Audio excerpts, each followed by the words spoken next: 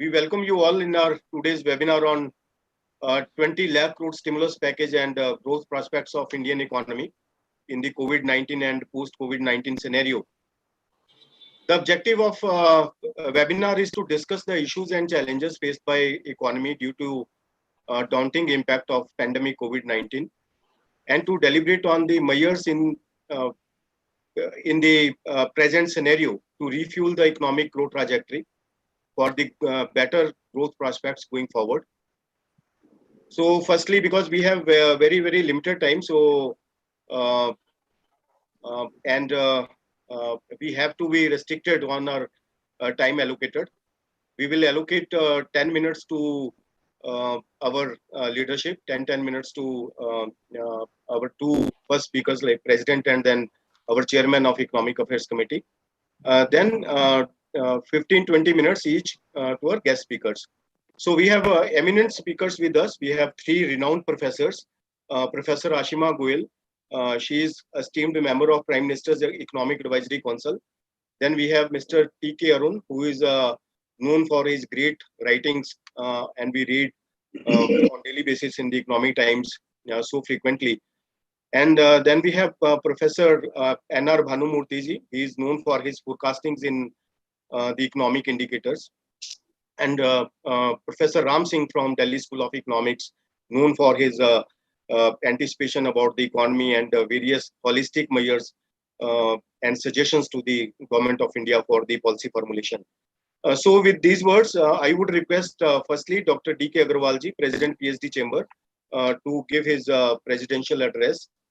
Dr. D.K. Agarwal is the President of PhD Chamber of Commerce and Industry and the Chairman and MD of SMC Investments and Advisors Limited. Dr. Agarwal is a fellow member of the Institute of Chartered Accountants of India, ICAI, with over 2 decades of experience in the securities market and financial services. Thank you, Sharma ji. His leadership qualities help him manage, control, and supervise a large number of businesses in the capital. Sharma ji, you will take my 2 minutes in this. Dr. Agarwal, please. Yeah, thank you. Good morning, ladies and gentlemen. Thank you, Sharma ji, for all the nice words you talked about. I, on behalf of PhD Chamber of Commerce and its more than 150,000 members, extend a very warm welcome to our guests. First of all, Dr. Ashima Goyal, a member of Economic Advisory Council to the Prime Minister, and also Professor IGIDR, Professor N.R. Bhanumurthy, National Institute of Economics, Delhi, National Institute of Public Finance and Policy, NIPFP, Professor Ram Singh, Department of Economics, Delhi School of Economics. Just wait. That was disturbing me. Shri T.K. Arun, Editor, Economic Times, my colleague Mr. Sanjay Agrawal, Senior Vice President, PhD Chamber, Mr. Pradeep Multani, Vice President, PhD Chamber, Mr. Saurabh Sanyal, Secretary General, Dr. Lalit Ketan, Chairman of our Economic Affairs Committee, Ms. Yashika Singh, Co-Chairperson, Economic Affairs Committee, PhD Chamber, Dr. S.P. Sharma, Chief Economist, PhD Chamber, our former presidents, and other participants. Again, a very warm welcome to each one of you. Today's topic, 20 lakh crore stimulus package, growth prospects of Indian economy in COVID-19 and post-COVID-19 scenario. First of all, post-COVID-19 scenario, nobody knows. This pandemic, in our living history, we have not seen a pandemic like this. And hopefully we will not see a pandemic like this in future also. बोलते ना ना भूतो ना भविष्यति. So I think this is something which we want कि भविष्य में भी ऐसा कुछ ना हो. So post COVID-19 scenario, we don't know how this will pan out, because a lot of people say that the only solution is getting a vaccination or some medical solution. Though a lot of more than 50 companies have reached to a stage of testing, sample testing, then selected people testing, and then maybe community testing. And after that, it would be put into commercial use. So a lot of people estimate that it would take at least 1 year in the best case scenario. And it might even extend maybe 2 years, 2.5 years, 3 years, or maybe by the time we get a medical solution, this pandemic is not there. This problem itself goes. So there is a lot of unpredictability, uncertainty about this. So I think right now what we will be talking is in these COVID-19 times, this what are the growth prospects. Second, this crisis which has been created, it is not only a medical crisis, it is not only economic crisis, now it has become economic as well as financial crisis. So it's a health crisis, financial crisis, and economic crisis. What would be what has been its impact? If we look at the global economy, there is a talk that global economy will contract by at least 3%, whereas pre-COVID scenario we were talking of a growth of 3%, GDP growth of 3% globally. And if I talk about India, there have been various projections, various predictions. OECD says in the current year 2020-2021, this is going to be GDP growth is going to be minus 3.7% in the current year, and that too if it is a single hit. If there is a wave 2, then it might go to minus 7.3%. And target for 21-22, which is very positive, is GDP growth of 7.9% if it is a single hit. If it is a double hit, then positive 8.1%. So, I mean, if it is a double hit, then it is even better. I think that is something to be noted. The worst affected sectors have been tourism, aviation, hospitality, automobile, realty. I mean, these are the sectors where there have been no traction, no revenue in the lockdown period, and all expenses. And they are the worst affected sectors. Though overall economy has been affected, however, there was an estimate that during lockdown period, we have lost out 30,000 to 35,000 crore every day. So that has been the kind of impact on Indian economy. We have done a quick survey of 2,770 micro, small and medium enterprises across the country. And what we noted that the biggest concern of most of the respondents was the profitability. Because of these losses in last 2 months, they say that we will not remain viable. Our viability is in question. And that too, because everybody would be looking, because demand disruption is going to be there. So everybody would be looking to capture that pie. Our margins would go down and viability is going to be affected. And I don't know how far this figure is correct. They say that already 12 crore people are unemployed. And if this problem persists, and if, of course, now the package has been there and that is what we are going to discuss. But till this package was not declared, there was apprehension that there can be unemployment to the level of 25 crore. Almost 50% of the employed people can get unemployed. Even the self-employed people would get out of the business. 25% of the MSME sector may be out of the business. So that could have been the impact of this pandemic. But thankfully, our government is very, very, I'll say, proactive. They have taken a lot of measures. And when we were all talking about what kind of package we will get, and nobody could have imagined, though as PSG Chamber of Commerce, we had asked for a 16 lakh crore package. And even though we did not believe that we will get that kind of package, frankly, but we felt that at least 16 lakh crore package should be there if we have to grow at a rate of 3 to 4%, so that unemployment does not get created. So to our pleasant surprise, and I must say that our government is very proactive, they came out with a 20 lakh crore package. And this 20 lakh crore package is not only a package where there is a monetary stimulus, where there is a fiscal stimulus. It contains the vision of future of India. It talks about Atmanirbhar Bharat. It contains number of reforms. In fact, if I remember 1991, the kind of reforms which happened after 1991, we all know that led to India where we are today. And second round of reforms, very aggressive reforms, transformative reforms were needed, and which I think this pandemic, this crisis has started that era of reforms. So my sense is this package, this Atmanirbhar package of 20.97 lakh crore would be more known for its reformative stand which it has taken. And the fact that our Prime Minister has talked of Atmanirbhar Bharat, the self-reliant India, I think that is something which will be transformative and which will make India a powerful economy of the world.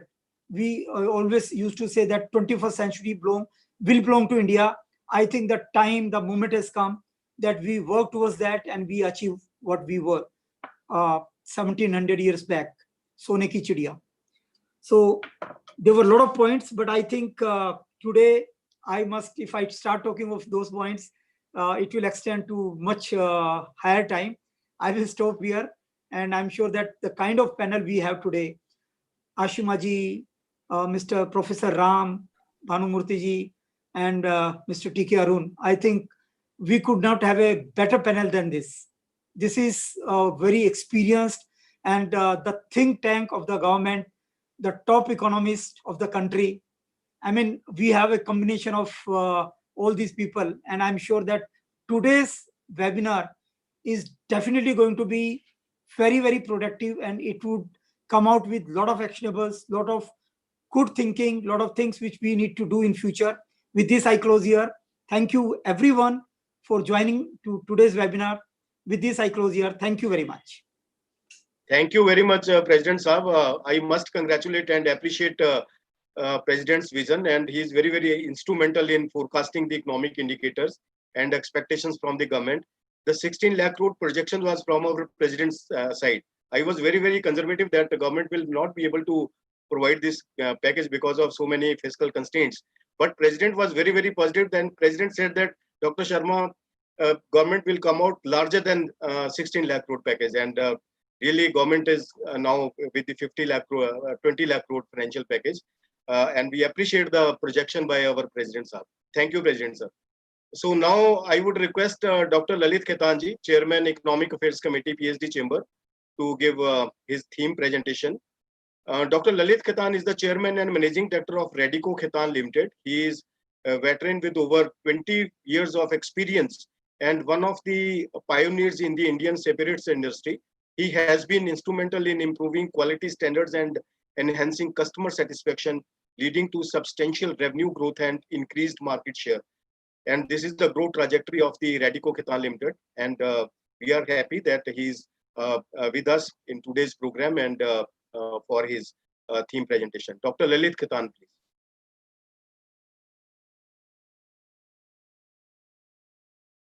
Khetan ji, unmute kar lijiyega. Sorry. Thank you very much. I hope I am audible. Yes. Thank you, sir. D.K. Agarwal ji, President, PhD. Sanjay Agarwal ji, Vice President. Pradeep Multani ji, Vice President. Yashika ji, Co-Chairman. Saurabh Sanyal ji, S.P. Sharma ji, esteemed speakers, dignitaries from industry, friends from media, ladies and gentlemen. A very good morning to all of you. And as told rightly by Agarwal ji, that the world is in a turmoil and India could not be an exception. And we have seen a total lockdown. We couldn't go out also for the last 2 months, which reminds me to say, आज Covid ने हमें ऐसे मोड़ पर लाके खड़ा किया है. आज कोविड ने हमें ऐसे मोड़ पर लाके खड़ा किया है कि मोड़ तक जाना भी नामुमकिन हो गया है. I thought the situation has changed कि अगर हम लोग चाहें तो मोड़ तक भी जा सकते हैं, गाड़ी में बाहर भी जा सकते हैं. So at least that kind of a relief is there. Everything is now, almost everything is open. And so I do feel that, you see, once things open and as the human beings, some of the other things would be better, will come out of it. And I would like to first compliment our Honorable Prime Minister with his team to have declared lockout at the right time. And perhaps that is the reason that our situation is much better than almost all the countries in the world. Again, as told by our President, जिन्होंने 20 लाख करोड़ का stimulus दिया है, this is going to boost the industry, agriculture, and above all the moral of the citizens of our country. Hopefully this 20 lakhs would also change the curve of economic development, and from negativity we may start coming up, and within some more time I think we'll start going on the positive direction, hopefully as soon as possible. Our Honorable Prime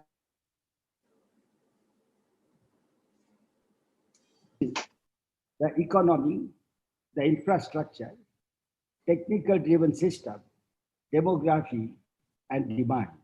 Here also, if we see particularly the way world is behaving against China, it is a great opportunity for us, great opportunity for the MSME sector to enter the manufacturing field and also to go to the global market and strengthen the global supply chain. You also know that in India we have 6 crore 30 lakhs MSME units, which give 30% of the GDP to our country and 48% of the exports. So this shows how important MSME is to our country. The latest of our Prime Minister, vocal to local. Now this vocal to local reminds me of the Khadi movement of Mahatma Gandhi ji so many years back. And that was one kind of a single movement which combined India together. Today is the situation where if we start using our own products and we start manufacturing our own products, again as told by Agarwalji, we again become Sone ki Chidiya. We know up to about 200, 250 years back, 1/3 of the world economy was from India. So the important part now again comes that since people are wanting to move out of China, how do we do what action we can take by which they don't move to places like Vietnam, Indonesia, Cambodia, and Thailand? I do feel it requires a lot of change further in the law. Law has to be more practical and it has also to be more friendly.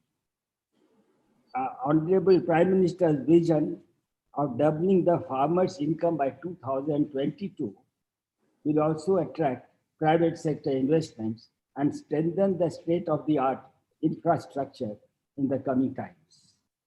We have already seen the provision of the new definition of MSME. Also, collateral free automatic loans, relief to the real estate sector, among others, would help the various segments of the trade and industry to survive the pandemic.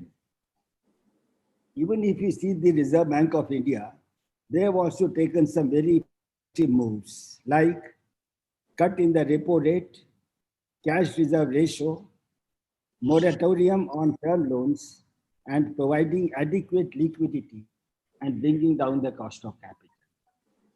But at the same time, we know that ऊपर से हो जाता है जब तक नीचे तक चीज नहीं आती है, the final result does not come. And as we know, the taste of the pudding is the eating. The making is good, but as we have seen from so many of our industry friends, that the loan what government has said can be given without any collateral security, but they are not getting the money. Some of the banks are always creating something or the other, but these people, by not getting the money, I think time is running out. Because every day it is a burden, every day they have to beat the expenses, pay the workers, do everything. So what government can do by which they can get the money. And so it goes the liquidity provision for NBFC. One suggestion what PSD has been giving regularly is that regarding the Provident Fund and ESI, which is paid by the employers and also by the employee, if this can be done away with for a matter of 6 months or little longer, then more cash would be available for the industry as well as for the workers. And this certainly is going to help the growth of the industry. And I don't think it will make much difference in the long run. Then the point again is that reducing the lending rate by all the banks. Reserve Bank has already reduced. So this also must be ensured. And supporting MSME and startups through value chain enhancement, which becomes again important that if they produce, who is going to buy? Even if they produce, what about the raw material coming from behind? What about the entire chain? And this is where we also feel that it is important about the transport system, that what can government do regarding the transportation, give them some benefits by which the transportation becomes more smooth, benefit by way of tax reduction, benefit by other ways also. I would like to also say that I personally feel very optimistic that these reforms, once they are put into the auction which is happening, our Atmanirbhar Bharat would positively take place. Yes, it is a difficult time, but as we say that when the going gets tough, it is the tough who gets going. India has been there for, if we say the history of last 10,000 years, we have always shined. We have come through so many problems. We have done very well. And as we also say, necessity is the mother of invention. I am sure Indian people would come out of this, and it will take time, but they may come out with flying colors. We have today too many eminent speakers and economists, and I am sure today's webinar would come out with a lot of suggestions, a lot of positive feedbacks. I'd like to quote here Mother Teresa: I alone cannot change the world. I alone cannot change the world, but I can cast a stone across the water to create many ripples. So let us create enough ripples to make a huge wave of change together and jointly. I would like to conclude by saying, जीतेंगे हम या खुद से वादा करें, जीतेंगे हम या खुद से वादा करें, कोशिश हमेशा ज्यादा करें, किस्मत भी रूठे पर हिम्मत न टूटे, किस्मत भी टूटे पर हिम्मत न टूटे, मजबूत इतना इरादा करें. Thank you very much, ladies and gentlemen. God bless us all, and Jai Hind. Thank you, Chairman Saab, for sharing your great experiences and your confidence. Definitely, India is going to become a fastest moving economy once again in the coming times. And we appreciate your guidance and your advice to the businesses, and growth of your company is always recognized, and that also remains in a fast moving trajectory. So moving forward, now I would request our guest, Shri T.K. Arunji, Editor, Economic Times, to give his remarks. Dr. Shri T.K. Arun is Editor Opinion of the Economic Times, India's leading business paper. And he is known for his writings. He writes on each and every aspect of socio-economic development of India. Shri T.K. Arun, please. Dr. Sharma, how long do I have? Yes, please. Yeah. How much time? Do I... 10 minutes? 10 to 15 minutes, sir. 15 minutes, yeah. Okay. Thank you. Thank you for calling me to this event. Now, let me begin by saying that I am far from confident that the package that has been announced and the pace at which it is being actually implemented might not actually take us where we want to reach in terms of economic growth, in terms of relief from the lockdown and the misery that is always thrust upon us, and in terms of reaching the goal of prosperity over the foreseeable future. Let us admit that the problems we have are not all created by COVID. Even before the lockdown began, in the last quarter for the last fiscal, that is January, March, economic growth has slumped to 3.1%. Investment rate, fixed capital formation as a proportion of GDP had tanked below 27%. Now, with this kind of a scenario, getting back to pre-COVID is far from sufficient to take us forward. We need to go over and beyond what existed before the lockdown. So, our current task is mitigating the effect of the slowdown on the one hand, and then going beyond what obtained before the lockdown began. Now, one crucial problem we had before the lockdown, which has been troubling us for the last at least 1.5 years, is that banks are not able to lend or unwilling to lend. Now, unless this problem was fixed, how can we hope to have the economy revive and finance to fuel economic growth? That can't happen. Now, our banks are actually unable to lend because they are saddled with recognized 9 lakh crore worth of bad loans and probably 15, 16 lakh worth of bad loans. Unless this problem of bad loans can be tackled and banks are freed from the burden of bad loans, they will not lend whatever the government might tell them. And unless you fix this problem, we cannot revive growth and take the economy forward. Second, we are currently seeing everyday newspaper reports about people moving around in cars or ambulances carrying patients who need a hospital bed but are unable to find one. They are shunted from hospital to hospital and some are dying in the ambulance. And our Delhi government tells us that the infection will peak by the end of July. So this is actually a problem, but also a great growth opportunity in which the small and medium sector and sections of large industry can play a huge, huge role. We need to build additional hospital capacity on a massive scale.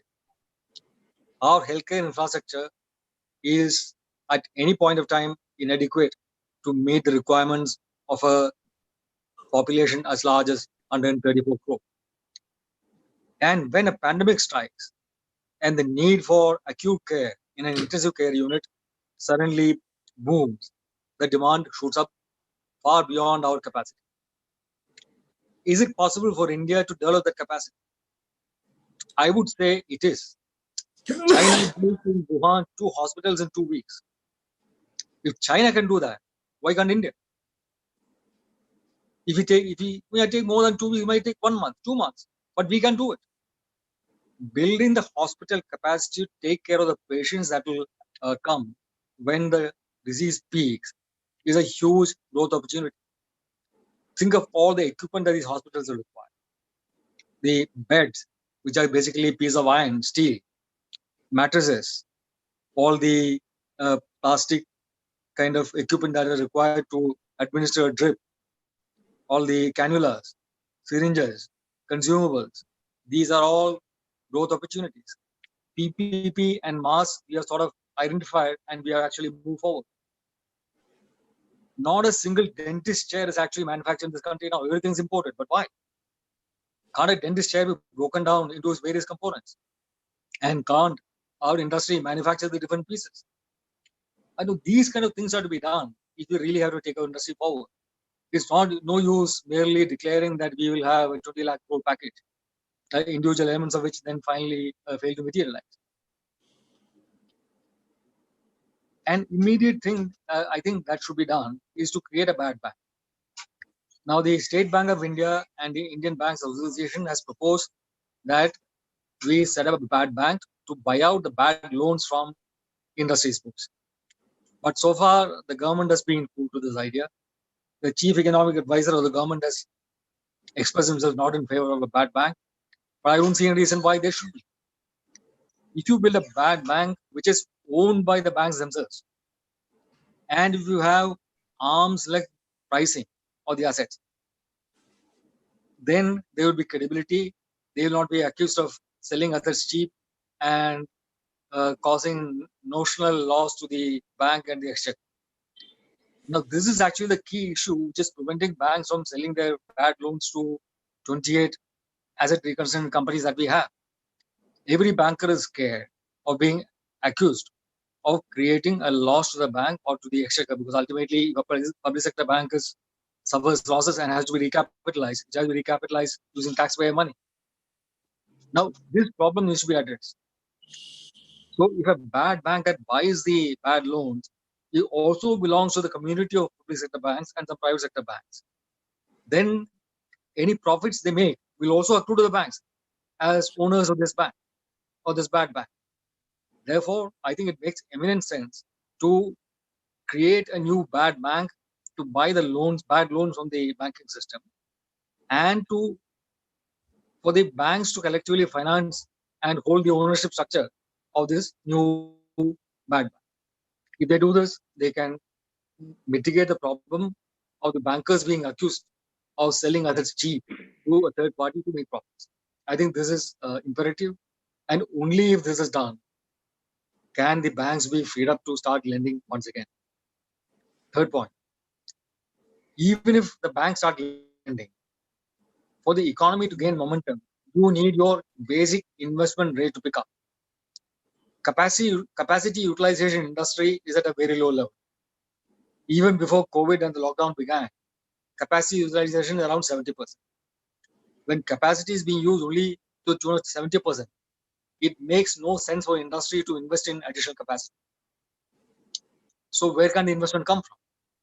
The investment has to come from investment in infrastructure. India has a serious dearth of infrastructure, whether it is rural roads, whether it is ports, whether it is airports, whether it is further deepening of the telecom infrastructure. We are very badly deficient. The transmission lines that are required to transmit the power, we can absorb at least 4 or 5 lakh crore of investment right now. UP alone can absorb 90,000 crore worth of transmission line investment. So there is no lack of opportunity for investment in infrastructure. Question is, who will do the investment? Now we have seen that the NHAI is doing a good job. The National Highway Authority of India has now to put up an investment trust. And the investment trust will actually raise money from the public, from foreign sovereign funds, pension fund, whatever, and they will build roads.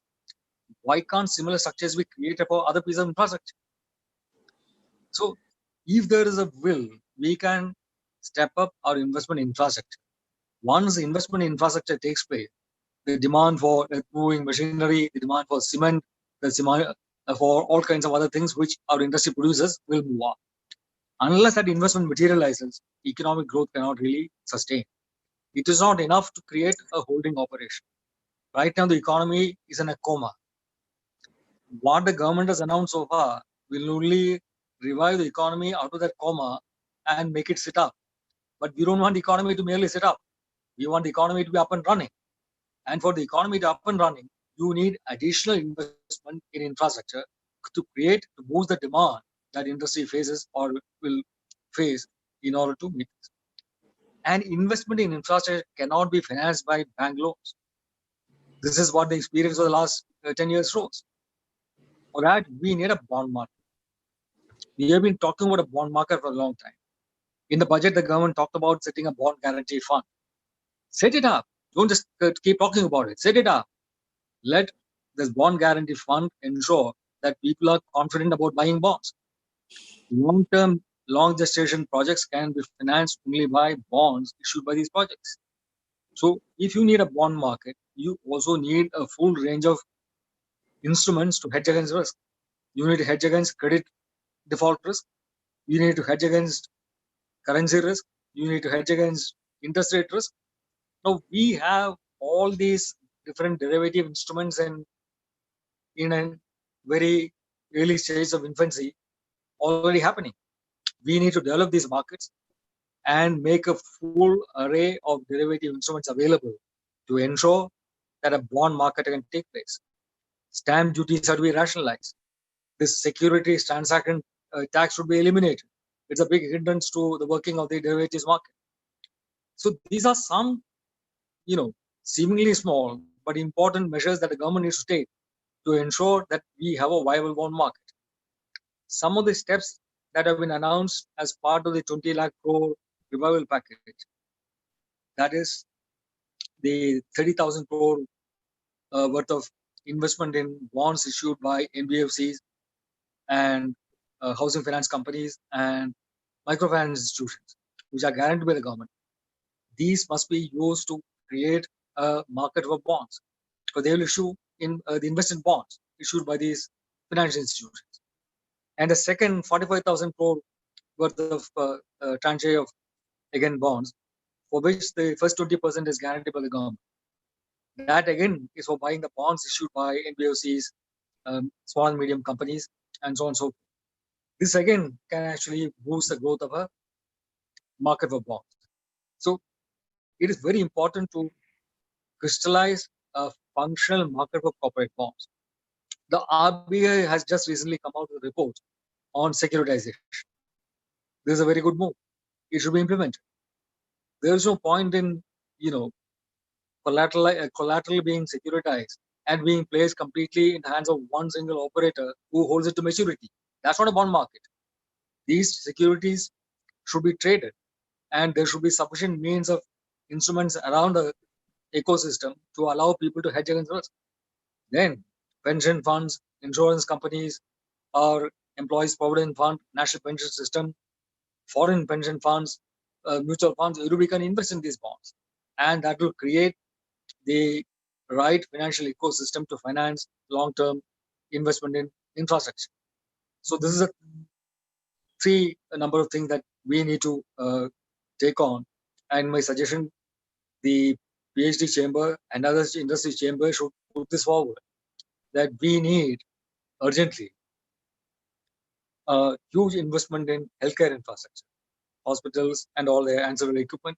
We need a big boost to investment in infrastructure, or all kinds of infrastructure. Thirdly, we need a functional bond market. And fourth, I would conclude by placing this before the class of industrialists. Many industrialists today face a shortage of labor because industry has been accustomed to hiring the labor from contractors who will supply very low paid migrant workers who are just about capable of doing whatever they're required to do. So and this is done to ensure flexibility in the labor market. But there is a huge trade-off. You are forsaking the possibility of having a ready, assured supply of labor nearby by placing such a huge premium on flexibility. Secondly, you are giving up the possibility of acquiring a committed, dedicated, trained workforce who are interested in improving the quality of your produce and the quality of your industry by depending upon temporary workers supplied by a contractor who pays them below minimum wage level salary, who exploits them, who passes only a fraction of the money that you pay as employers to the contractor. And this is actually what has resulted in the current plight of many industries in urban centers finding themselves without labor.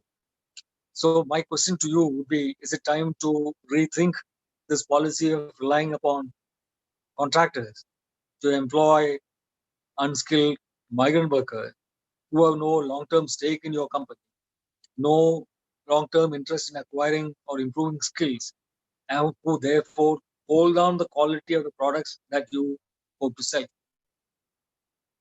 I will conclude here. Thank you. Thank you, T.K. Arun Sahab, for very, very dynamic and thought-provoking suggestions.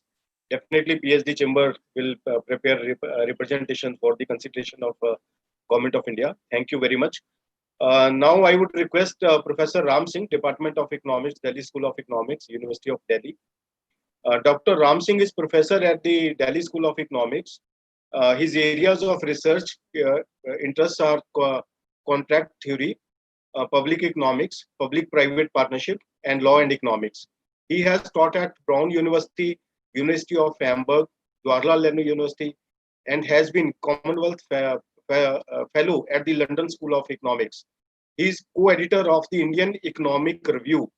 He holds PhD from JNU and postdoctorate from Harvard University. I still remember Dr. Ram Singh's nature-loving actions. He was a frequent visitor to Chandigarh during his days in 1995-96 when he was research scholar in Jawaharlal Nehru University, and I was in Punjab University in my MPhil and PhD. And he was visiting frequently to Punjab University to visit the peripheries of Chandigarh in the hilly areas. I remember the so many visits with Dr. Ram to the nearby areas of Chandigarh. Thank you, Dr. Ram. Please provide your viewpoint. Professor Ram, please.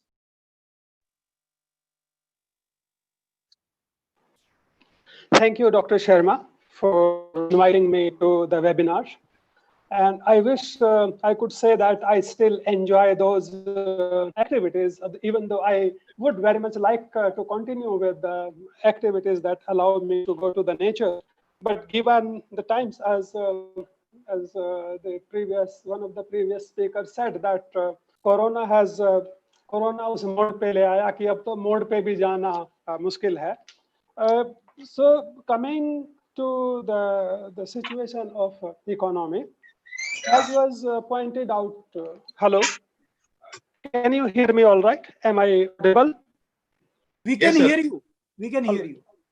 As was pointed out by Dr. Agarwal, that every day we are losing. During the lockdowns, we have been losing around 2 lakhs crore of national income every week. So that has already put us in a very bad state. So several think tanks, international agencies have reduced our growth forecast, and the economy is said to be can contract up to 5.5% of GDP. First quarter has witnessed already a contraction of 30%. In such times, even it's not very plausible to be stickler about numbers, because the percentage of GDP is, whether it will be X percentage of GDP contraction or Y percent is not clear for several reasons. So the leading ones are that we do not know how governments are going to be responding in terms of lockdown, how the future easing up of lockdown is going to take place, and whether we'll have a second wave or not. But one thing is clear, that we are in a very, very bad state. And today, Economic Times also has confirmed this pessimistic picture, reporting data from Ministry of Statistics and Program Implementation, that output has shrunk by more than 55%. And investment actually has come to a grinding halt and is zero. So production of consumer durables, consumer non-durables, all have taken a big hit. And the unemployment, its attendant cost is going to be unemployment.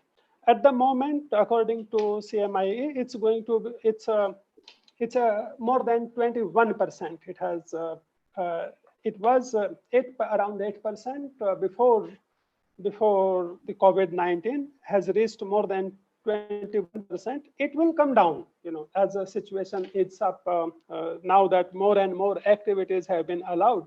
So the situation on economic front, including unemployment front, will improve. But I don't see for this year unemployment rate below 10%. It's going to be at least 10%, 11% in that range. So this together, the decline, contraction in economic activities and high unemployment rate, it shows that that two sectors, two set of economic agents are going to bear this cost. One is going to be the workers in informal sector. Informal sector also is employed through contractualization process are also have taken a hit, and will there is very little for them. Second is companies, small as well as big companies. They are so far the costs are visible only for migrant workers and contractual workers. In the next round, the cost will be visible for big as well as small. And government finances will also take hit. There is no doubt about that. Compared to the budgetary estimates, it seems to me that the tax revenue is going to be less by at least 3-4 lakh crores. That will depend on how the economy performs during especially last 2 quarters of this fiscal year. Now, it has been so the COVID has been described in government circulars and elsewhere as a nature of God.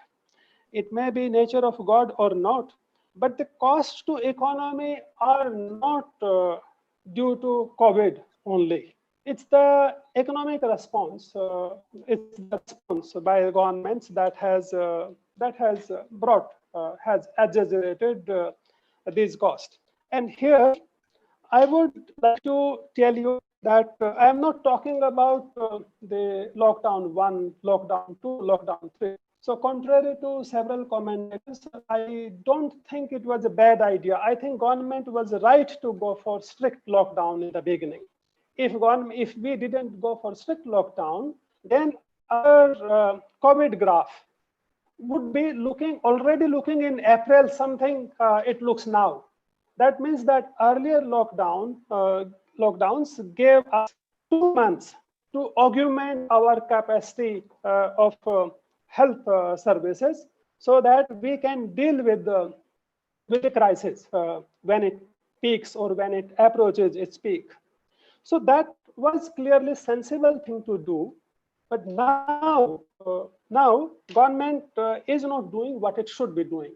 To me, the cost, the economic cost will come will down of government's inaction, or I would say somewhat wrongly directed actions this month and in coming months. So on one hand, the lockdowns gave us time to prepare, and I think preparation could have been much better than we are in. So as was pointed out by TK and others, that Delhi, the national capital, does not have capacity to secure beds. So people are already using contacts to secure bed if they get COVID disease. So that's so clearly we could have done more. But the cost that were in the process of making people vigilant, we have succeeded in making them scared of COVID. Now, so and the scare is going to worse. So you see that, be it in cities where housing societies are adopting strange, ridiculous rules for themselves. They don't let anybody in. In many cases, they don't let people, their residents, work in health and police services. You would have read many of such reports. Even in villages where COVID-D is not that frequent rampant, panchayats have sealed villages. They are not letting villages that stuck in lockdown to come back. The point is that fear psychosis has caught our imagination, our thinking, and has rendered us completely workless. And unless we fix our health system, as long as people read in newspapers, feel that they can't get the test done if they want to, if they don't have hope of getting better, either ill, so very few people would want to come forward to work. And work is something that we should be doing, especially in the working age group, unless we start doing work in private sector, in government sector, small companies, big companies. The economic cost, the economic scenario is going to be worse and worse. And this the estimates that the economy will contract by 5% or more, I think it is an underestimation. If government does not go beyond the package of 20 lakh crore, and government keeps on doing what in the direction it is moving, our contraction can be much higher than 5.5% of GDP of the last year. This year's GDP is a matter of guess. So now, therefore, at this time, at this point, there is urgent need to change mindset of people. Government should reach out, send political message to panchayats, to housing societies, and also its own administration.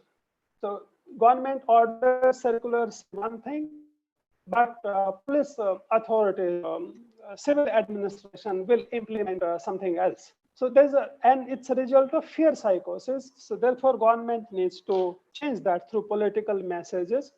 More importantly, through securing medical services, to guaranteeing that people who get ill will be attended to in a dignified way. These things are needed for economy to start rebooting. We have already lost about 1 month time, in my view, and we don't have more time to waste. If we take more time, then pictures we saw about migrant workers, similar stories will start to emerge soon about companies, small as well as big companies. Now, so these companies, big and small, they are having to bear cost. In some cases, they are paying to their regular employees. They are also making payments with some deductions, but the wages are being paid. And this is not a sustainable position. No way. When their business is down, so they can't simply keep on incurring cost. So as a result, NPAs will balloon. And so the moratorium granted by RBI, backed by government, can be helpful only in postponing the problem. If economic activities do not revive, do not start now, then we are simply buying time. So once moratorium ends, then NPAs will spike, and there will be no rescuing. As such, even if activities are promoted actively, the cost is going to go up for contractors, for firms, for companies, because of social distancing norm. Now, if we don't allow even that, then there'll be very little hope for the economy for this year. So it's a two-sided. The economic problem, is a two-sided problem at the moment. So it started as a supply side problem because the government, because of lockdowns, so the supply side productions were stopped. Now it has become demand side problem also. As TK pointed out, there were issues, there were serious issues with our economy even before COVID. But the COVID has made things much worse. Now, since production has stopped, as a result, the wage income has stopped for many families, for many workers, and now, as a result, that has converted into a demand side problem. Moreover, business of production of one business entity generates demand for other business activities. As a result, the demand has collapsed on several counts. So now can I take another 5 minutes, Dr. Sharon? So, hello, Dr. Sharma, can I take 4 or 5 minutes? Yes, Professor Ram. Yeah, go ahead. So, as to the suggestions, what government should do, government should continue with the support it announced in its first fiscal package in last week of March. So, by continuing support to poor, and should do much more for migrant workers. It's our national shame that the Supreme Court of India had to tell national central government and state governments that you prepare data on migrant workers and introduce schemes to sustain their lives. Government should have been doing this on their own. I think, in the spirit of looking an opportunity in a crisis, I think this is a good time for government to build on data. So we have fairly good sense of rural poors, but we don't have good sense of how many of those rural poors migrate into cities for temporary work. We also do not have good sense of urban poors. We know who they are, but we don't have a good sense of how many of them are there. And this crisis is a good opportunity for government to build data, so that welfare programs can be targeted better. Also, government spending should now be restored on infrastructure in health sector and also in infrastructure in general. I repeat that spending on infrastructure has become costly, but it's the only effective way to generate economy-wide macroeconomic demand. Even more important to me is the dues that governments due to companies. Now, it's again very disturbing that government accepts that it owes large sums to SMEs, it owes large sums to contractors, its vendors, and it has not been able to come out with numbers. So there have been conflicting claims by government officials, but the estimates suggest that government owes at least 4 to 5 lakh crore to various vendors, small and big companies. If government were to clear these dues, that itself will add to comfort and demand in the private sector. As to the supply side, simultaneously, on one hand, as government goes to, if government chooses to promote demand, simultaneously government should also make sure that the supply side is also promoted in equal measure. And to promote supply side, clear messages should go out to police and civil administration that they should not be in the business of harassing restaurant owners, small owners who were to open their premises complying with government circulars. The message should go out that business entities should not be harassed. If anything, they should make rules, regulations more convenient, more conducive to promote economic activities. In the same spirit of promoting supply side, the moratorium that were announced by RBI, and RBI was very prompt, and their efforts have been laudable. But the benefits of those announcements have not reached. Let's say it seems that very few, maybe 20 to 30% of entities, companies, small companies have been able to benefit from moratorium. Now, this is the explanation is clear. We know why that is happening. TK said important things to discount, but RBI and government need to make sure that the benefits of moratorium announced for SMEs actually translate into benefits. And more importantly, NBFCs should also be given the benefit of moratorium. It should not be left to the discretion of banks. So to not have luxury of leaving things bankers even from before COVID, they were not in mood, they were apprehensive about lending to businesses that are doing all right or almost all right. Today, no business is doing all right, and unless government forces encourage RBI and government, they forces public sector banks, encourage private sector banks to ensure flow of liquidity to NBFCs and small sector entities, things are not going to look up. But if these measures are adopted, so perhaps in the second half of this fiscal year, things will start to move up and we will be able to mitigate the damage. That's all I conclude my thoughts, observations today. Thank you, Professor Ram, for your very bold suggestions. And time is definitely most opportune for the capacity building, and government should focus on infrastructure development and the various segments of the economy at the ground level. So these will help to move forward and to refuel the economic growth trajectory going forward. Thank you very much. And now we move forward, and I would request Professor N.R. Bhanumurthy from National Institute of Public Finance and Policy to give his remarks.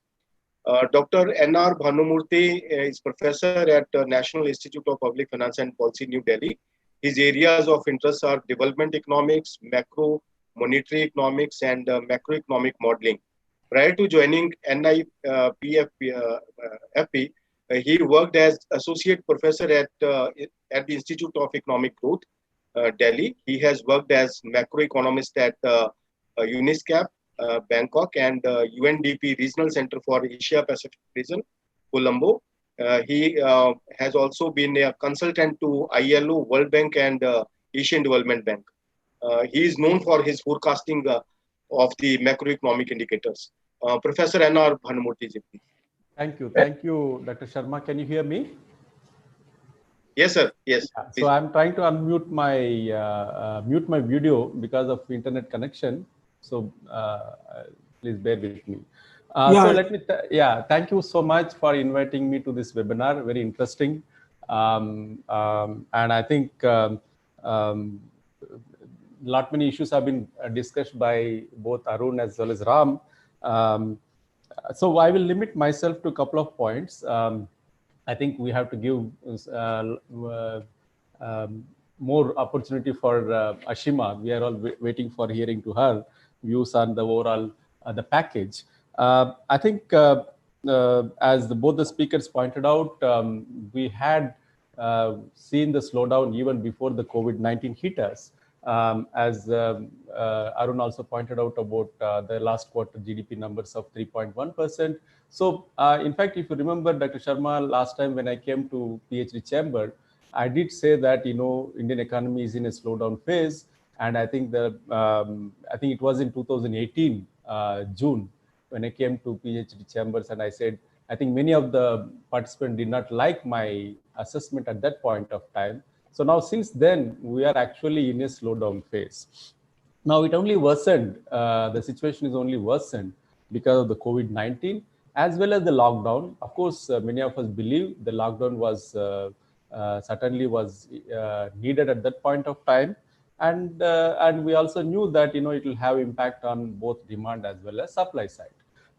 So right now, what we are planning to do is basically trying to assess what is the impact of the COVID-19 on the overall GDP in the current year, and what are the policy measures that the government of India as well as the RBI had to take, has actually taken some of the measures, and what would be its impact on the GDP growth in the current year. And in fact, I'm glad the chambers still remember this 5 trillion economy. I must thank you for getting this whole the medium term you know, the perspective to the discussion, because I thought we had just forgotten this 5 trillion number anyway. But glad that you have not really put that are we going to achieve the 5 trillion economy by 2024-25?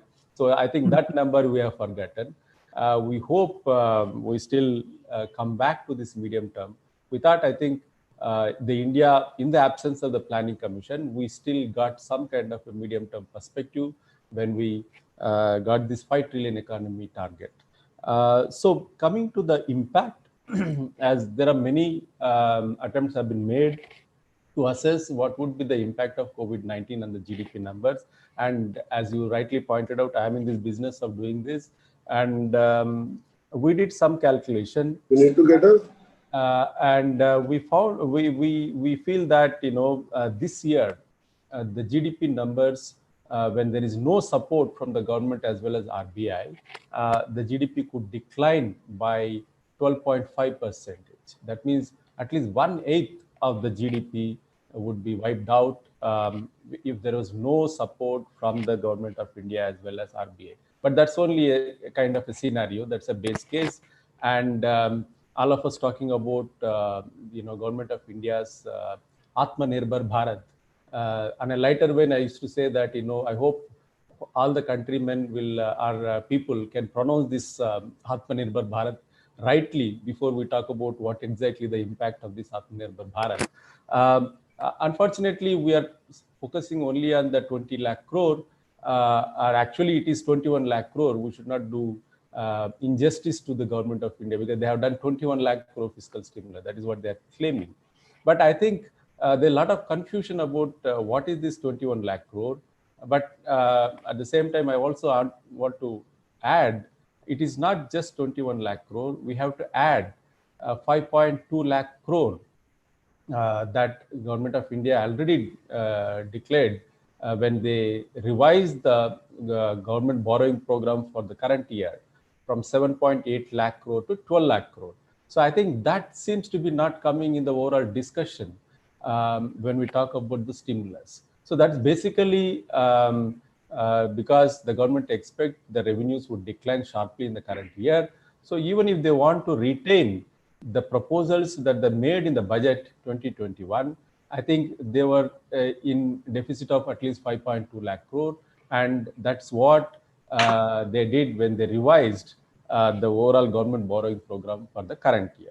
So so that is clearly, in my view, a stimulus, and that would help, recover some of the GDP that been lost due to the COVID-19.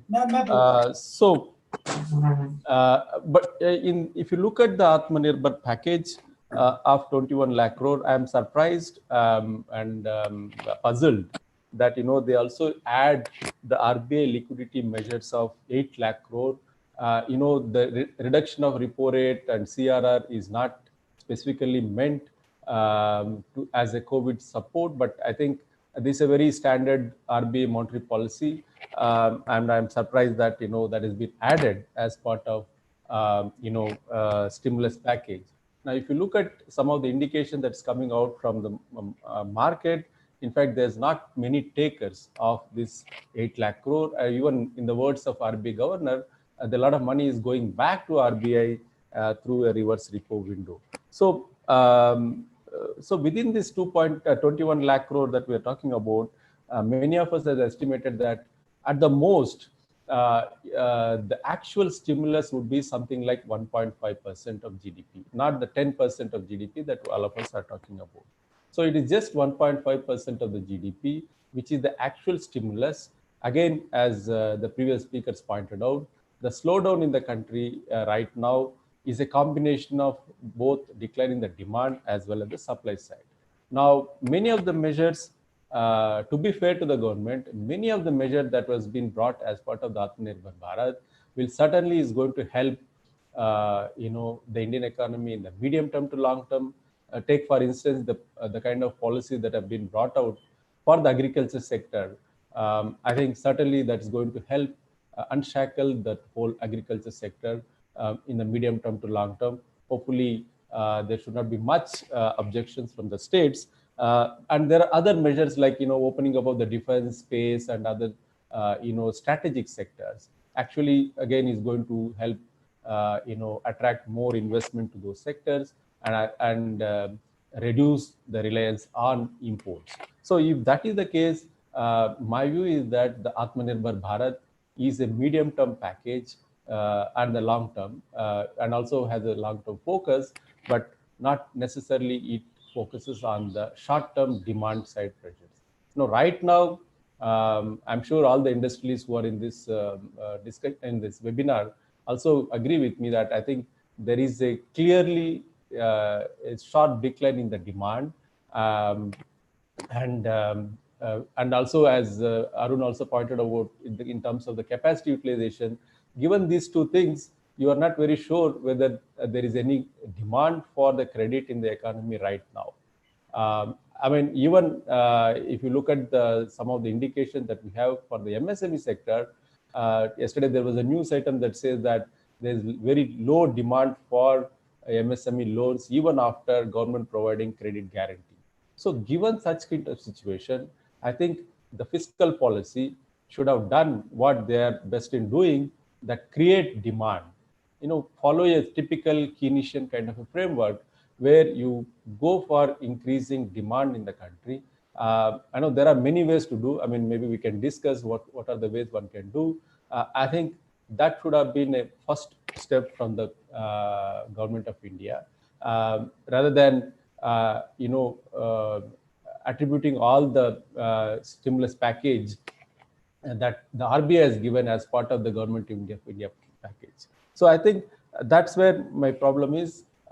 Maybe they are all slightly worried about rating agencies, but I'm not really sure whether we should really worry about rating agencies at this point of time. So that's about Atmanirbhar Bharat. And unfortunately, I think the kind of discussion that's happening in the country right now, I think the Atmanirbhar Bharat seems to be like an anti-China policy. My guess is that that is not the way one should go. Atmanirbhar Bharat has a much broader philosophy, in my view. And I don't think we should narrow it down to anti-China policy. In fact, India has to do business with China. India has to pump more commodities to the China rather than saying that we are going to cut off the trade with Chinese, economy.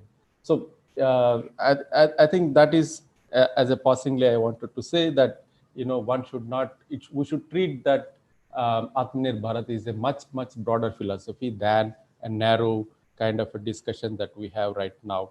So the Atmanirbhar Bharat, I think when the Prime Minister spoke to the nation, he also spoken about 4 issues. I think land, labor, laws, liquidity. I think we have problems across the 4 issues. Of course, there are some states that came out in terms of land, relaxing some kind of labor rules. Land is certainly a major issue. I think that is, again, we are not able to tackle it. Laws, I think in this aspect, I think we are again, we have to do a lot more work. In fact, the classic case is the way we treat one of the biggest reforms in the recent period is insolvency and bankruptcy code. I mean, I forgot how many times we have actually amended this particular code, and now again we say that we are going to postpone this whole IBC for some more time. So I think there are a lot of ambiguity in the way we do laws, in business laws in this country. And I don't need to talk much about the liquidity. I think very passionately Arun spoke about it. The kind of problems that we see in the financial markets, the kind of cost, the transaction costs that we have if you want to really increase investments in this country. But I do disagree with Arun on a couple of issues. I think I still feel this bad bank is still a bad idea. And at the same time, I also want to say that, in this period of COVID-19, clearly it is the public sector banks that has helped the economy to hold whatever it is right now. I think we still need to, focus on public sector banks. I don't mind, the government coming out with, recapitalization of the banks. That would be one major stimulus. I think in this whole, economic, structure, the government has focused on most of the things except the public sector banks. I think this is just an injustice to the public sector banks, which have been doing not only the economic obligations of the country, but also the social obligations. So I just wanted to say that it is not that we need less number of public sector banks. I think we need more. It's not that we need the weak banks, public sector banks. I think we need strong banks. So I think here the government should not, leave the public sector banks when you talk about reviving the whole economy. On the 5 trillion economy, just a last point. Even before the COVID, we were just wondering whether we are going to achieve this 5 trillion economy. It is possible. Even now, I think it is possible, provided we have some kind of a macro policies that are consistent with the growth. So I want to, in fact, there is a technical paper that we have submitted to the 15th Finance Commission, where we looked at what is the possibility of achieving the 5 trillion economy by next 5 years or 6 years, whatever it is. For that, one of the biggest things that they need to do is the government of India need to revert back to the original FRBM Act of 2003. And I have been writing on this. The current FRBM Act of 2018 is a flawed FRBM roadmap, and it doesn't really lead to rise in the GDP growth. Rather, we are going to see that GDP growth is going to come down, maybe close to 4.5% for a longer period than what we anticipated. But at the same time, we are also going to see increase in the public debt if you are following the FRBM Act of 2018.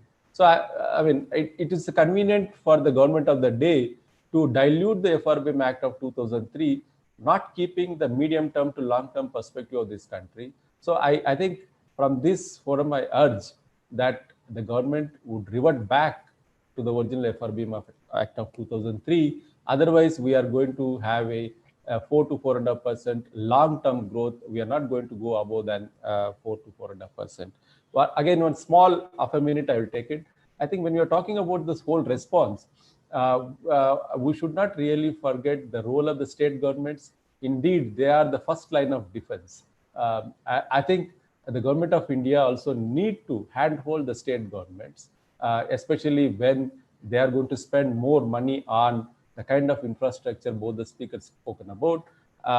There, I think there is a need for the central government to handhold, not force them to borrow in the market to the extent of paying 9% of interest. You know, the classic case, the Kerala, and we all know that Kerala is doing extremely well in terms of tackling the COVID-19, but at the same time, they have been forced to borrow at 8.96% in the market, especially when the repo rate is at less than 3%.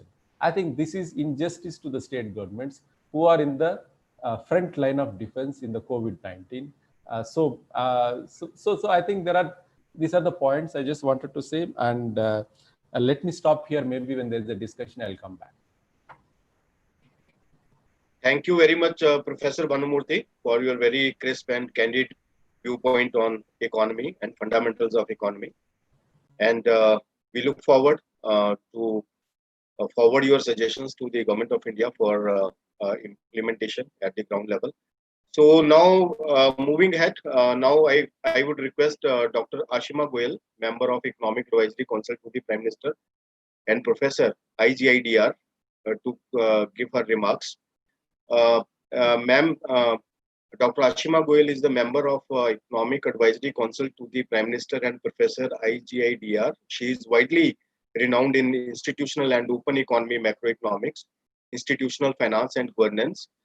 With more than 100 articles in national and international journals. She has provided consultancy to ADB, UNDP, RBI, UNISCAP, and World Bank, among others, and has served on several government committees, boards of educational and financial institutions, including the Reserve Bank of India Technical Advisory Committee for the Monetary Policy.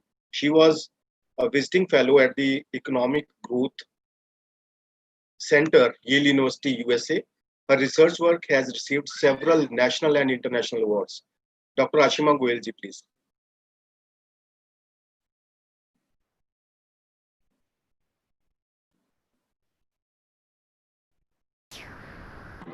Thank you, Dr. Sharma, for the kind introduction and for the invitation. I've been listening to economists and industry participants, and it seems to me that industry is much more, optimistic compared to economists. So what I'm going to focus on is prospects for India and analyzing aspects of government measures. But first, I would like to say that these are my personal opinions, not those of the ESCPM. And we see a whole range of forecasts. We all know there's going to be a large economic loss. That is the nature of a real shock. But I think when we are in the middle of a shock, we tend to give it too much salience. This is something that will pass. It might take a little longer. It might than we had expected initially, but it's going to pass. So therefore, it's a temporary real shock. And economic theory, there are a lot of papers in endogenous growth theory, for example, that say that when human capital is intact, then you see a very, very sharp recovery after a real shock. And I think that one of the reasons for that is, apart from that the productivity of human capital is much more than other kinds of destruction, which produced means of production can quickly be made up. It is also natural human resilience. And I see that, I think, in some of the speeches by our industry leaders, that you see opportunities, you can't give up, and you work harder because you want to make up for loss. So therefore, you see, and we are seeing, people say that such a sharp slump in April, durable consumer goods industry was absolutely shut down. But just in today's paper, I was reading that there is a rise in demand in the current period of 45% for durable consumer goods. People are trying to stock up, make up for the period when they were not shopping, and meet new needs. So you see a sharp jump. Stock markets that had really slumped in March have almost recovered, just about 15% short of what they were earlier. So stock markets are forward-looking, though they also tend to overreact. So I think we have a problem about the course of this infection. There's a lot of uncertainty, but I agree that the lockdowns have flattened the curve.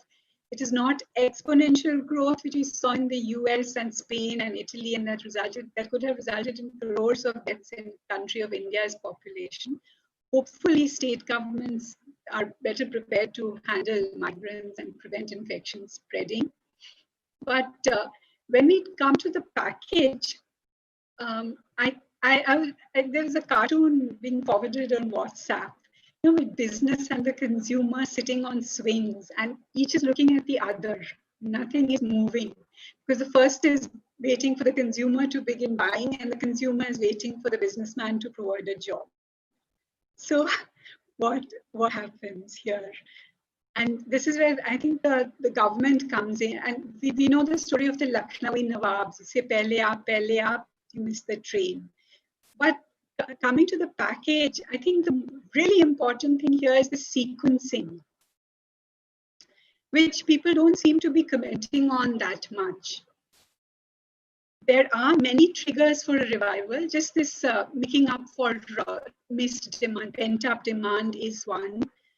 But this whole lockdown affected the supply side much more. The demand for essentials remained. I think Hindustan Levers is doing very well. We're seeing local brands in the Mumbai markets. You would get local papad. We discovered that some of them were really, really good compared to the branded papads we were using. So there's a business opportunity there.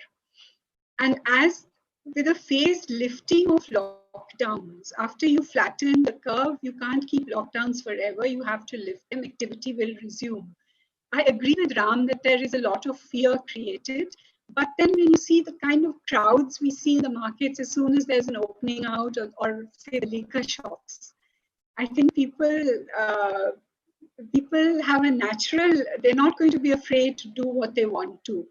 And I think there is a role for communication to say that this is not a very highly fatal disease, that only very few percentage get conditions and need hospitalization. For most people, it goes off in a mild way. That if you are more aware now of physical distancing and hygiene, etc., chances of getting infected are reduced. So I think as the supply chains get mended after the lockdown, and in the inventory is rebuilt, and rebuilding is another source of demand, then you need to repair the infrastructure for demand, because there were problems even in e-deliveries. And as shops open, then people can go out and register their demand. So the sequencing of demand and supply is very, very important. And this push to the swing from the government. I agree with Bhanu. I don't know, Bhanumurthy was first saying that government borrowing is much more than 1% of GDP. So this widespread belief that the fiscal spending is just 1% of GDP is really incorrect, because what is the fiscal stimulus is the excess of spending over tax revenue. And we all know the tax revenue falls. That's why they need to borrow so much more. So that is the actual stimulus that is already provided. And the reason that in the initial, this 10% of GDP package, much of the stimulus came through the financial sector. And here I disagree with the analysis or the emphasis of both Bhanumurthy and TK, and even Ram, that the Indian economy has been slowing. Now, why was it slowing? It was slowing because of the NBFC crisis, because of liquidity tightening. And all this was being addressed. And it is very, very tragic for us. The high frequency indicators showed that in February, there's a turnaround. Even exports had risen. But then in March, COVID hit. So you were seeing a turnaround because of better liquidity, number of government packages for NBFCs, which were being fine-tuned, and that is continuing with this package. I talked to NBFCs and they feel that the current design is very good. It will really help them. They have a lot of loans that need to be rolled over in this period. This package has that for them. Then banks had liquidity, they were not lending, putting it in the reserve repo. Now, to count the RBI's liquidity as part of the package, it has to be used. And one way to use it is this credit warranty, when banks can lend without seeing future NPAs, because the government is going to cover that. Then they are more willing to lend, and then that liquidity gets used up. And I agree, some banker friends have been saying that only 60% of their loan, working capital loans, are being taken up, sanctioned loans, because industry is waiting for demand to rise before taking the loan. So I think about 12,000 crores has already gone out as loans to MSMEs.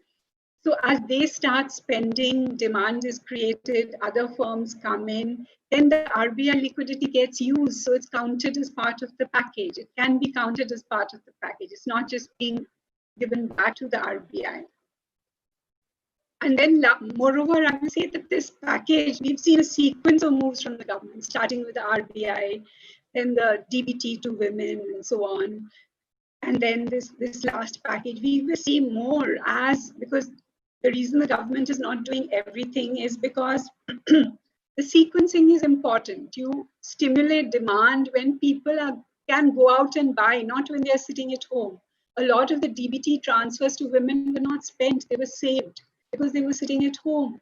So now as the lockdown eases and people go out, then you may see more direct demand stimulus, which may take the form of DBT or of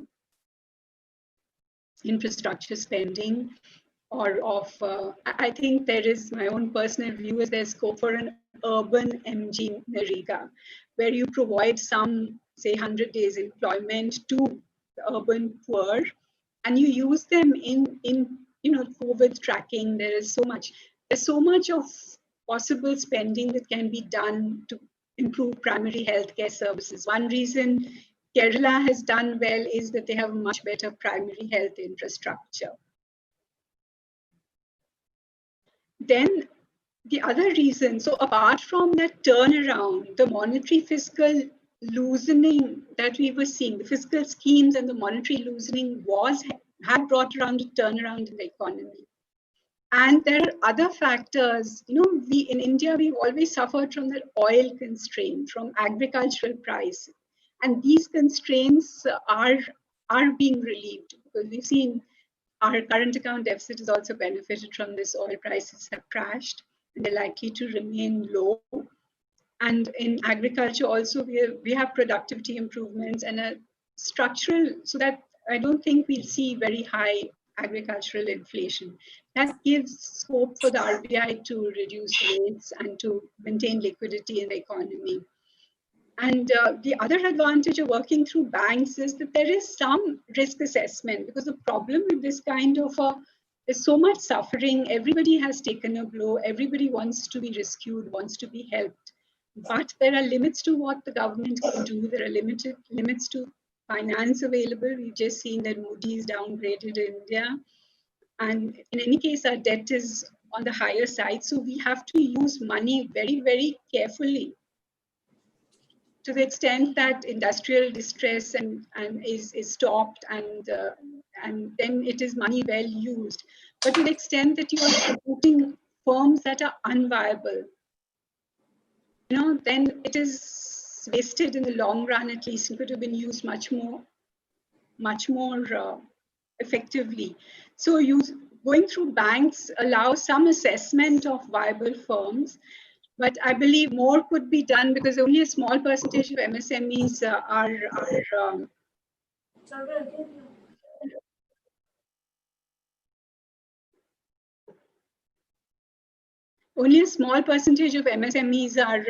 borrowing from banks. So something for those who are out of that but are still viable. We will see, maybe something will come. But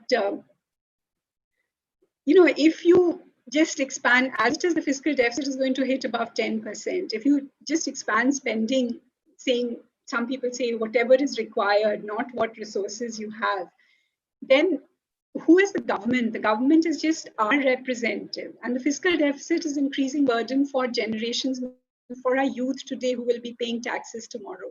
They will have to meet all this financing. Of course, to the extent that it helps growth recover, it is a free lunch, but not if it is just wasted on everybody who sort of wants help.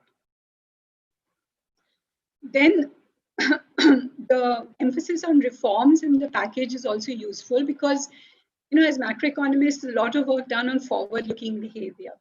You'll see in rating agencies' assessment also. I think recently as Fitch maintained the rating, and they said that the reforms make this credible in the longer term. If medium-term growth, potential growth is being maintained and increased, then the packages, and even for people, if you think that this is something that is going to work, it increases optimism and the capability to do today. But we've also seen that counter-cyclical monetary fiscal policy delivers. It delivered just after the GFC, where there was a large stimulus that worked. In fact, there was over-stimulus. So now I think the government would be wise to go slowly to sequence the demand stimulus as people come out, maybe give more, and we will. It already worked. You know, after 2018 slowdown, we were seeing some recovery with the rise in liquidity and fall in interest rates. And maintaining this policy will help going forward. Market forecasts for this quarter were much below the 3% that was achieved. And partly this 3% came because of the beginning of a recovery. And my own view on Atmanirbhar is that it should be understood in this sense as standing for strength, not weakness. You know, that believing you can do it, you have the strength to do it. And here we look to industry and its dynamism, and as well as diversity. I think in India we have a lot of diversity. Some industries will do well. There are new opportunities in consumer home services, in IT, telecom has recovered, pharma, all these equipment and medicines. Now, when we say, certainly we need to work with China, but there's no case for API where India had a comparative advantage. Active pharmaceutical ingredients had all gone to China. There was a worry that we will be, as China, you know, as a virus surfaced there was a worry about getting supplies. So you can't be too dependent on one country. So there is scope for some kind of industry policy where we identify areas where we can build clusters and they can, you know, for industry to revive in India. But I think that we need both FDI to come in because they also want to diversify from China, as well as MSMEs who provide employment, who provide a large part of the exports. And I think there are opportunities for people who are not just sitting back and saying, help me, but saying, I see opportunities. I need loans. I need some help. You know, one thing that puzzles me is that why, if this is a temporary shock, why is it that industry is just flattened by, say, 2 months of no earning? Most industry have some reserves. I think our industry needs to think about building some reserves. You should not have such a hand-to-mouth existence. But and in fact, the development on loans should decrease. There should be more equity, which is loss absorbing. And so I urge us all not to wallow too much in the moment, but to look beyond and to see a future where many things can actually be positive for India after this diversification of supply chains, about revitalizing our manufacturing in many areas. So I look forward to industry contributing to all of this. And the other thing is the government is really listening. So all your suggestions, I think Nirmala Sitharamanji, the finance minister, has been interacting with industry. The package for NBFCs was very, very inappropriate. I think Ram had some points, but they are continuously reworking this and making it. And now I believe the NBFCs are quite happy with it. So there is scope to fine-tune packages so that it's more useful for industry. The government is there to help, but industry has to stand up and run. Okay, thank you.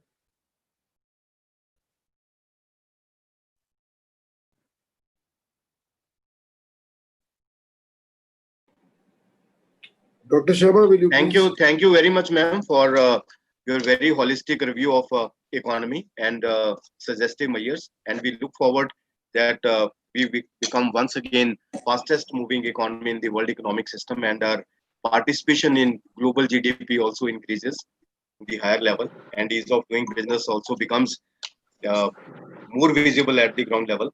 So moving forward, now we invite a few questions from our audience. So please provide your introduction firstly and your very, very candid question, not any suggestion. Please provide your question only.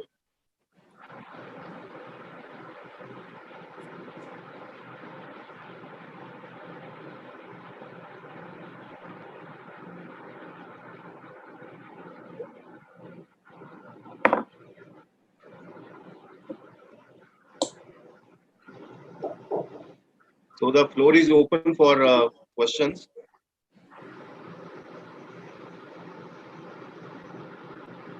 Okay, Dr. Sharma, let me start. We have Let to me kick off the read questions, from the chat actually, because I'll kick off the questions first, okay? Yes, sir. Please. Okay. One thing that I would like to point out to all the eminent economists here is that,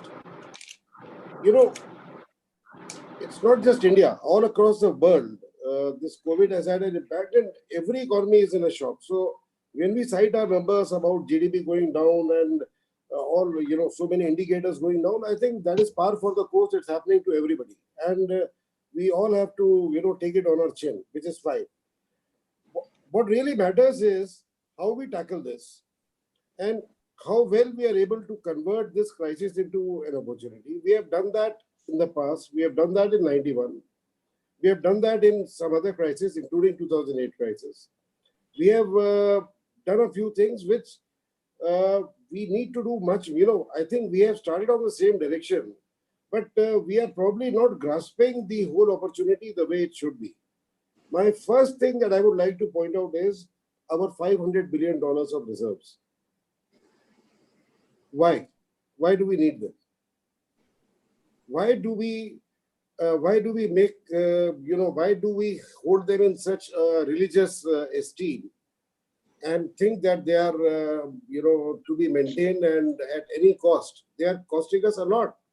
We as a nation are paying a huge cost for that. Why can't we divert that money into nation building? We announced 100 lakh crore national infrastructure pipeline. That was, we are supposed to spend 20 lakh crores a year on an average, but it was supposed to be backloaded in the light of crisis, this COVID crisis. It should be front loaded. Now, if it is to be front loaded, why are we not talking about that 20 lakh crores? We are all, talking about this SOP to the industry, that SOP to the industry. Now, what are the SOPs? Those SOPs ultimately amount to moratoriums or enhanced limits, which they are unable to, which the industry in most cases unable to use because of the lack of demand. The swing analogy mentioned by Dr. Hashima Goel was very apt. Consumer on one side of the swing and the manufacturer on the other side of swing, and both wanting the other one to do the push. Well, it's the government which has to come out and give the push. And the government has to spend. Government has got many avenues to spend. What it needs to do is spend the money immediately. That money, when it is spent, that will increase the consumer confidence, because the person who gets employment is not, it is first, he's going to now come out and not look for essentials only. The pent-up demand that we are talking about is a pent-up demand just for the essentials or the next two essentials, which the person was not able to buy till now. So I guess it is the government's duty. I would very much like to have comments from the eminent economists here.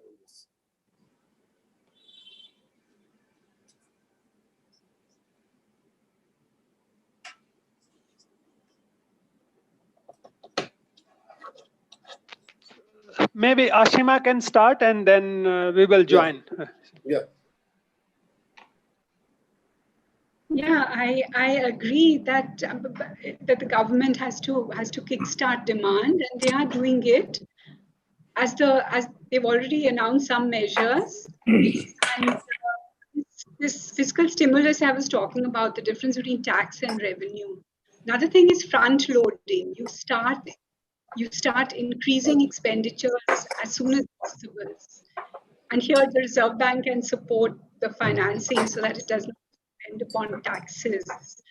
But these things are all cumulative, because as something starts and it starts off some other cycles, and then it all comes together. So you don't need to have a huge thing in the beginning. You start with a small thing, then other small sort of streams meet it, and it becomes a big flood. So therefore, they've started with a 1%, 2% of GDP.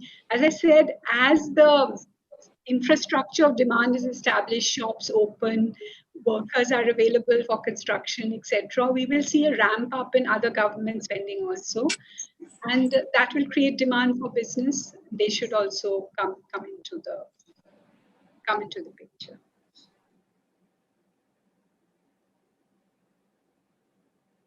Any comments Ashima, on the 500 on use billion of reserves, ma'am? Any comments on the 500 billion reserves? Why we need to maintain such reserves? Because they are costing us a lot of money.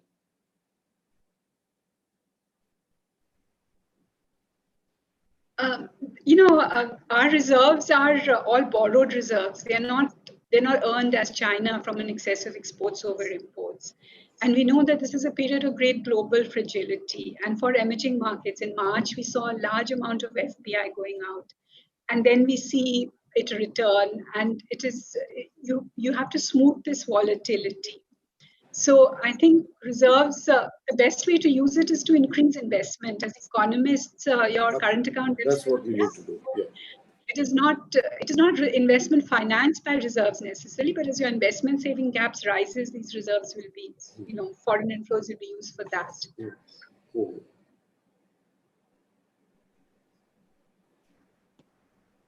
Okay, thank you, ma'am. So now I would request our Senior Vice President, Shri Sanjay Agrawalji, for his concluding remarks. Could I also remind? Could also. Please, Professor Ram Singh, please. Yes, please. So on your specific points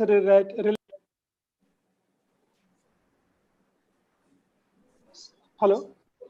Yeah, yes, please. Professor Ram. So Yes. I agree with Ashima as to the use of $500 billion reserves. So things are already looking little alarming for us on several counts.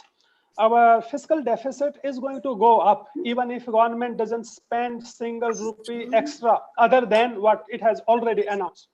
And we should not look at this $500 billion as a pure wastage. For one, they play some in our rating, in sovereign rating by rating agencies. Not that I care that much about those ratings, but they play some role. They are also kind of buying us an insurance against volatile, violent fluctuations in our exchange rate. So everybody who comes with their money in India, they know that RBI can make credible interventions. But we really do not have to depend on that money, which is already playing some important role, and it's not kind of money that inflows that China has experienced. So I think government could spend more directly. And here I would like to partly respond to your questions and also kind of as a rejoinder to what Ashima spoke. If you compare, so as to the definition of fiscal deficit is going to go up even if government did not announce 20 lakh crore package, even if government spends nothing more than was announced in the budget. Simply on account of shortfall in tax collection, fiscal deficit is already, we are looking at fiscal deficit between 4.5 to 6% of GDP. Now, and about 1% of GDP has been added to fiscal deficit through the fiscal package announced in March and April and May subsequently. But I would like to urge that government needs to spend more. State governments do not have capacity to spend more, and they really are finding it difficult to borrow at reasonable rates from the market. Therefore, it's the center that has to do the heavy lifting. In terms of sequencing also, so government seems to be, so I am all with what government did in March and April. But since May and now also government seems to be in wait and watch mode. So let the economy open up, let private sector start, then we will respond. No, it has to be the other way. Government has to give business to private sector.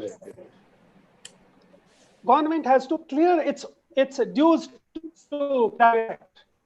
Then only there'll be hope that will be generated, the multiplier effect in terms of expectations and action that will come if government takes the lead. And here the 20 lakh crore package, so its structural reforms are highly appreciable. They are really, but we will see their benefit 2-3 years down the line. But to mitigate the cost, we need actions on part of government now. I think government should spend over and above what has been announced so far. Government should plan to spend at least 4-5 lakhs crore more. 1/3 of which should go in terms of direct benefit transfers to take care of the human cost of this crisis on migrant workers, casual workers, MNREGA workers. 1/3 should go to meet health expenses, build health infrastructure, if it comes to it, to distribute PPE, personal protective equipment kits to workers and also to companies if needed to reduce the cost of working. And remaining 1/3 should be dedicated through this ambitious 100 lakh crore ambitious infrastructure program. Today, I realize that it's not easy to spend on infrastructure for two reasons. The social distancing norms make it difficult. Not all projects can be taken up, especially in big cities. But there are some technology intensive projects in urban areas. They can be taken up and should be taken up. And in road projects in rural areas can be taken up with the social distancing norm. And some of this money government can use to bear the cost of the social distancing or the preventive measures that are to be adopted by companies and contractors at workplace. And finally, as the final comment on 20 lakh package is that its efficacy in terms of the benefits it will deliver to SMEs and NBFCs is going to be marginal. We can already see that SMEs are struggling to get loans from banks. They were struggling before, they are struggling now. As to NBFCs, it's only the AAA rating agencies, entities that have been able to raise money from market. So NBFCs with the lower rating have not been able to. Now. Not talking about high interest rates. Changed in the wording of the policy. Sorry. That has been changed in the wording of the policy. It's no longer only for AAA. But some of that money, Ashina, was already picked up by leading players. So when this announcement was made in next few days. No, there has been TLTRO installments, and a lot of companies with even BBB rating, they've got the funding. So that has happened very recently after the announcement by the government. The package was announced, and then under package. So I have to go now. If there's any other specific question, I have to leave now. Yeah. So I think Naveen Sardana wanted to ask a question. Dr. Sharma, is Mr. Naveen Sardana is there? Naveen Sardana ji, please. And Mr. Bharat Tiwari. If they are there, then they can ask the questions. But they will have to unmute. Yeah, I just want to assure Ram that this package is not cast in iron and there is continuous. I think the government has been moving very fast given the nature of government and adjusting packages. They're open to suggestions. So, and we'll That see is very more good. action. That's comforting, Ashima. Dr. Ashima, That's we would exciting like to to know. believe that this is not the end of the package, and the Right. government would be very proactive in responding if the need arises, because you got But to have some remember safety that net the in your government is just a collect, just us, is just our representative. So we can't do, the government can't do. All of us have to act on. Yes, How much can the absolutely. government do? Atmanirbhar means all of us have to contribute. No, I agree Can't with depend you. on help out there. I agree with Yeah. you. As a chamber, we completely agree with you. And this is what we tell our members also, that government has done whatever they have done. And now it is our part, our responsibility to respond and to make sure that we become active, we contribute. Yes. Yeah. Yes, yes. And the country is waiting for you also to Absolutely. start acting. Don't And I wait would for also us. like to inform you that we appeal to our members to contribute to the PM Cares Fund, and our members contributed 528 crore to PM Cares Fund, and we have been distributing food packets. Our number of our members, they've converted their That is very canteens good. into community kitchens, and they've made cooked food and distributed to lakhs of people on a daily basis. One of our member is distributing 5,000 packets on a daily basis every day since last 2 months. Yes, that's very good. Lot of effort by NGOs and even private people and industry associations. Very credible. So moving ahead, I would request Shri Sanjay Agrawalji, our Senior Vice President, to provide concluding remarks. Shri Sanjay Agrawalji is the Chairman and CEO of Paramount Cables Group, Paramount Communication Limited. The flagship company of the group is amongst the largest exporters of cables and wires in India for the past many years and has been consistently presented with many awards. Shri Sanjay Agrawalji, please. Thank you, Dr. Sharma. It's been very interesting and educative to hear all the eminent economists today.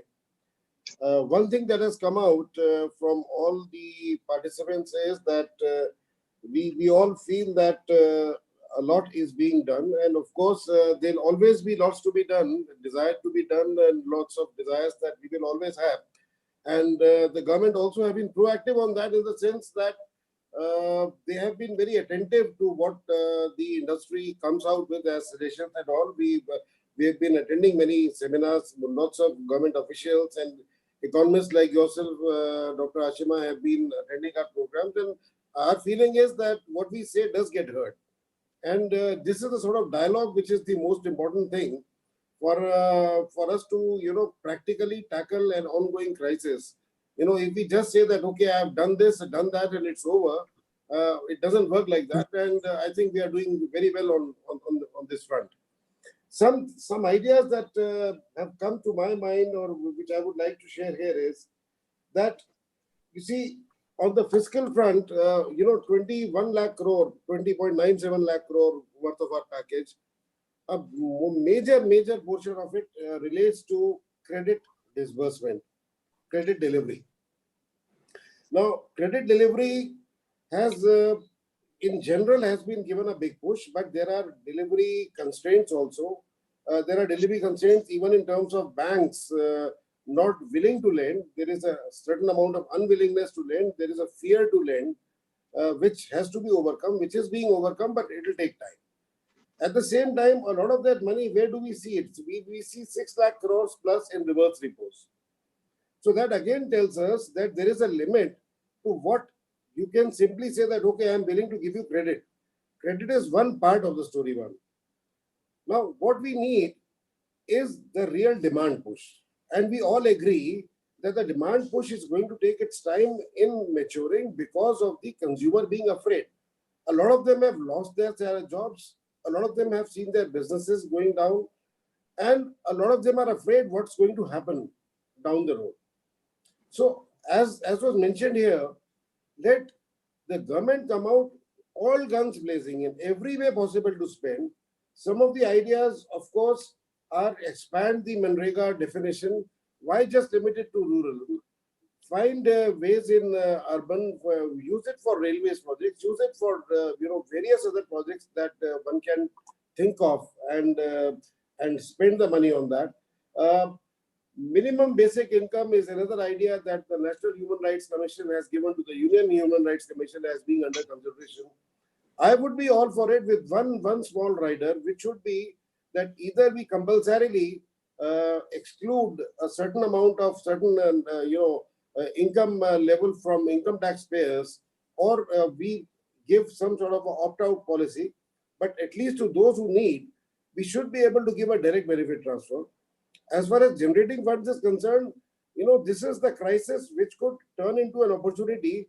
Let us do away with all those wasteful subsidies, whether we do it on kerosene, whether we do it on fertilizers, all those hundreds of lakhs of crores of rupees which are going down the drain or into the pockets of brokers and unsavory people because of vested interests.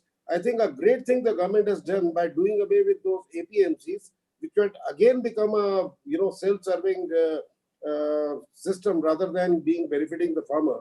So all these things now need to be done, where we pump the money by direct benefit transfer, by minimum basic income, by spending on infrastructure.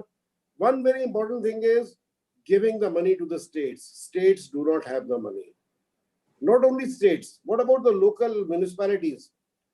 Yesterday, I was watching a TV program in 2 hospitals run by the municipal corporations of Delhi. The doctors are going without salary for the last 3 months.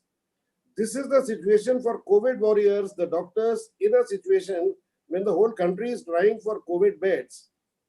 Let us cut out the red tape. I don't know what is the system of delivery. Let the health ministry or finance ministry disperse the funds direct to those doctors or to the hospital administration, and cut out the MCD or whichever is the inefficient channel in between. Let us do those expenditures. Let us make sure that the money is spent where it is needed, man. That is one very important requirement that the system has. And secondly, ports and roads and railways are the most important thing. I think out of that 100 lakh crore, we are already planned 60 lakh crores to be spent on major hard infrastructure, but go for soft infrastructure. Medical is a crying need today. You need to double the number of doctors. You need to double the number of nurses. You need to double the number of paramedics. You need to double the number of medical colleges to train these people. And you need to have capex and opex for both. This is one part. We do it for education. I think we do that. This money can be spent immediately. It'll provide jobs. It'll give a push to the economy and give relief where needed, ma'am. That's a very practical suggestion that I thought we should give it to you. Thank you so much.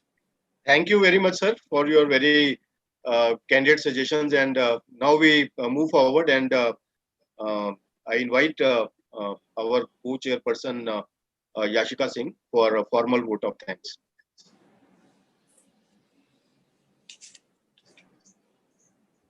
You have to unmute, Yashika. Yes. My apologies. Thank you so much, Dr. Sharma. I think one of the things that we've heard again and again today is this year, these are unprecedented times, but we've also heard that the government is listening and is open to suggestions and our feedback. And from that context, it's really wonderful that we had such a candid chat. There were diverse opinions. And I think having such a group of panelists contributing to that debate and discussion was fantastic. We look forward to seeing more milestones and more actions. But for now, I would like to thank Arun, Ram, Professor Bhanumurthy, Dr. Goyal for your wonderful contribution. I'd also like to thank, of course, the President, the Vice President, and the Secretary General for the guidance. And certainly, last but certainly not the least, the team at the Economic Affairs Committee at the PhD Chamber, led by Dr. Sharma and the various other people. I'll keep it short. I know we have done overtime, and I know people needed to go out and finish this off, but thank you very much for all the contribution and all the comments made today. And we hope to keep the dialogue and debate going. Thank you. Excellent. Thank you, Yashika ji. Thank you, ma'am. You play a very, very important role. Yeah. Thank you. Thank you. Bye. Thank you, all the Thank you. experts, Professor Bhanumurthy, Thank you, Professor ma'am. Ram, and of Pleasure. course, It was pleasure. Thank Dr. you. Ashok Goyal, Thank you, ma'am. Namaskar. and Thank for you, Dr. staying Ram. for such a long Thank you, period. Bhanumurthy ji. Yeah, Thank thank you you. very much. Okay. Thank you all. Thank you, Chairman Saab. Thank you, President Saab. Thank you, sir. Thank you. Thank you for all joining. Thank you. Thank you. Namaskar.